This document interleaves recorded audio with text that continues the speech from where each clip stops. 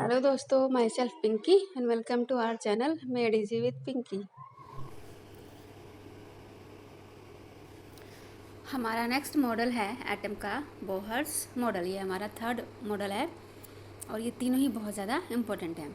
तो इन्होंने क्या किया था, बोहर ने क्या किया था, in order to overcome the objection raised against the Rutherford's के जो मॉडल में जो ऑब्जेक्शन उठी थी उसको ओवरकम करने के लिए नील बोहर ने अपनी थ्योरी दी थी मॉडल के बारे में कि जो मॉडल है वो क्या कहता है। तो उनका जो फर्स्ट पॉइंट था वो क्या था, only certain special orbit known as discrete orbit of electrons. सभी ऑर्बिट जो है वो नहीं माने जाते, कुछ ही ऑर्बिट ऐसे होते हैं, सर्टेन स्पेशल ऑर्बिट कुछ ही ऐसे होते हैं जो डिस्क्रीट ऑर्बिट ऑफ इलेक्ट्रॉन माने जाते हैं किसी भी एटम के अंदर, है ना। While revolving in discrete orbit electron do not radiate energy. उसके बाद रदरफोर्ड ने क्या कहा था कि जब जो इलेक्ट्रॉन होते हैं वो चारों तरफ घूमते हैं न्यूक्लियस के तो वो एनर्जी रेडिएट करते हैं, बट इन्होंने कहा कि वो एनर्जी रेडिएट नहीं करते हैं, जिसकी वजह से एनर्जी रेडिएट नहीं करेंगे तो वो लास्ट में न्यूक्लियस में नहीं गिरते। ये उन्होंने अपनी दो थ्योरीज दी थी। अब इन्होंने क्या कहा था कि ऑर्बिट्स या फिर शेल, ऑर्बिट या फिर शेल को उन्होंने कहा एनर्जी लेवल। किसका नाम दिया, एनर्जी लेवल का।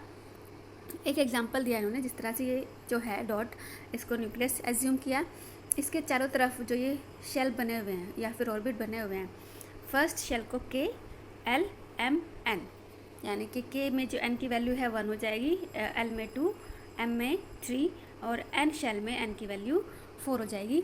तो इस तरह से इन्होंने एनर्जी लेवल में वो डिवाइड किया, ऑर्बिट्स को एनर्जी लेवल में डिवाइड किया। तो ये बोहर ने अपनी थ्योरी दी थी और ये बहुत इजी भी है, इम्पोर्टेंट भी है, क्योंकि जब हम वैलेंसी करेंगे तो यही हमारे जो शेल हैं, जो ऑर्बिट्स हैं के एल एम एन, ये हमें यूज़ में आने वाले हैं। तो ये बोहर्स के पोस्टुलेट्स थे। नाउ न्यूट्रॉन, न्यूट्रॉन क्या है, इलेक्ट्रॉन प्रोटॉन तो हमने पढ़ लिया। अब 1932 में जे चैडविक ने एक और पार्टिकल डिस्कवर किया, एक और सब एटॉमिक पार्टिकल डिस्कवर किया जिस पे कोई चार्ज नहीं होता और उसका जो मास है वो प्रोटॉन के आसपास होता है, जो मास है वो प्रोटॉन के आसपास होता है। इसको क्या नाम दिया गया, न्यूट्रॉन, यानी कि कोई चार्ज इस पर नहीं होता है तो ये क्या होता है, न्यूट्रल होता है ना। अब ये जो न्यूट्रॉन है ये न्यूक्लियस में प्रेजेंट होते हैं सभी में, हाइड्रोजन को छोड़ के, है ना। तो जो न्यूट्रॉन है, इस रिप्रेजेंटेड न्यूट्रॉन को हम एन से रिप्रेजेंटेड करते हैं और जो इसका मास होता है वो क्या होता है, given by sum of masses of the proton and neutron the mass of the atom. अगर हम एटम का मास पूछें, एटम का मास किसके इक्वल हो जाएगा, sum of masses of the proton and neutron, proton and neutron के मास के सम के बराबर जो होगा वो हमारे एटम का मास होगा। तो ये न्यूट्रॉन के बारे में था। अब जो इलेक्ट्रॉन्स हैं वो किस तरह से डिस्ट्रीब्यूट होते हैं शेल में या फिर ऑर्बिट में, किस तरह से डिस्ट्रीब्यूट होते हैं, जैसे बोहर ने अलग अलग शेल या फिर ऑर्बिट हमें बताए थे। तो ये उन्होंने कुछ फिर रूल भी दिए। तो जो उनका फर्स्ट रूल था वो था maximum number of electron present in a shell is given by, maximum number of electron कितना था उनका, उन्होंने फॉर्मूला दिया 2n स्क्वायर, 2n स्क्वायर। अब n क्या है, n है एनर्जी लेवल, जैसे n = 1 2 3 4 जो अभी हमने देखा था के एल एम एन शेल, उस तरह से हम इसको पुट कर सकते हैं।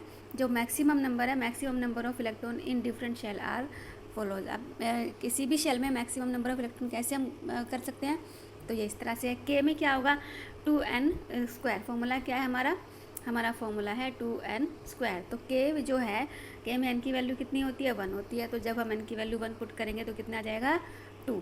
सेकेंड शेल एल में अब हम n की वैल्यू 2 पुट करेंगे तो 2 × 2 4, 4 × 2 8, तो कितने आएंगे इलेक्ट्रॉन्स, 8 आएंगे। थर्ड में जो है थर्ड में n की वैल्यू 3 होती है, तो 3 × 2 × 2 18, उसी तरह से फोर्थ में 32।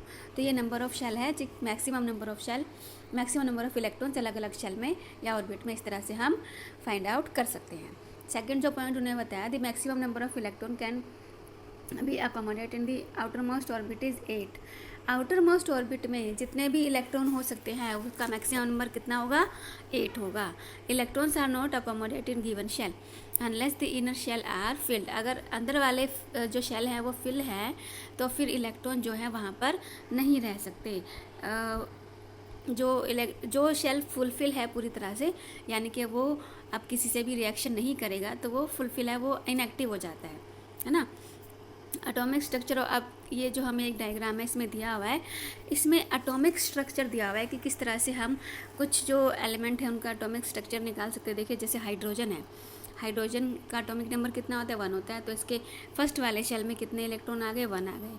उसी तरह से नेक्स्ट है हमारा हीलियम। हीलियम में 2 है ना, तो इस फर्स्ट वाले शेल में तो दो आ सकते हैं इलेक्ट्रॉन्स, तो ये दोनों ही इसमें आ गए इलेक्ट्रॉन्स।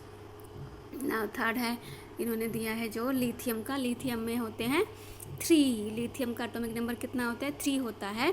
तो फर्स्ट वाले शेल में 2 आ सकते हैं, 2 से ज़्यादा नहीं आ सकते, तो हम 2 के वाले शेल में रख देंगे, जो एक बचा है वो नेक्स्ट वाले शेल में आ जाएगा। उसी तरह से बेरिलियम में फर्स्ट वाले शेल में 2 आ गए, फिर इसका 2 बचे, तो हमने 2 बाहर वाले शेल में पुट कर दी। ये according to the atomic number है, तो हमें कोई दिक्कत नहीं आने वाली इसको करने में।